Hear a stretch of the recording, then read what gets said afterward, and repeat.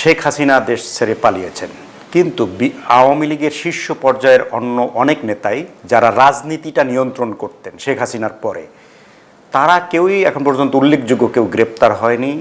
কেউ কেউ বলছেন তারা বিদেশে পালিয়ে গেছেন। তা রাষ্ট্র বা এই বিপ্লবী সরকার বা এই বিপ্লবী রাষ্ট্র ব্যবস্থা তাদেরকে এরকম সুযোগটা কেন দিচ্ছে বা তাদেরকে আইনের আওতায় কেন আনছে না?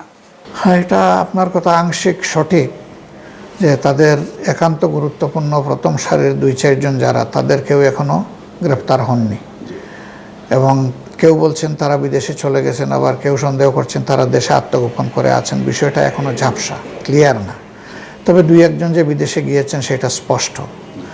তো যারা গিয়েছেন 3-4 দিন 5 দিন কোনো সরকার, ইফেক্টিভ সরকার বাংলাদেশে ছিল না, এটা আমাদের সবার খেয়াল আছে। আমরা আসলে নিকট অতীতটা ভুলে যাব না, আশা করি সবাই খেয়াল রাখবো। সেই সময় যদি কেউ চান্স নিয়ে থাকে, নিয়েছে।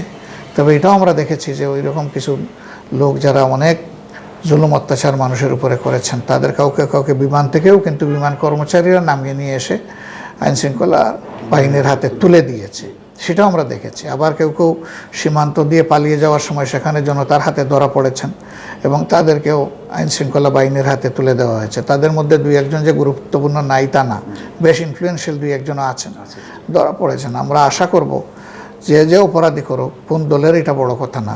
শুধু তো আওয়ামী লীগ না, আওয়ামী লীগের সাথেও তো আরও অনেকে ছিলেন। অপরাধী যদি কেউ হয়ে থাকে, তাকে অবশ্যই গ্রেফতার করে বিচারের আওতায় আনা উচিত এবং সরকারের এই ব্যাপারে সিরিয়াস হওয়া দরকার।